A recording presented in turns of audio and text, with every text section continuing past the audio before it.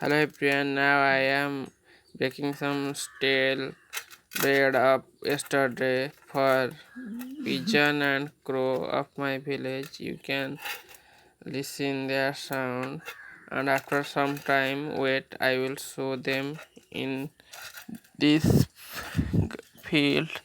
They will eat this small piece of bear.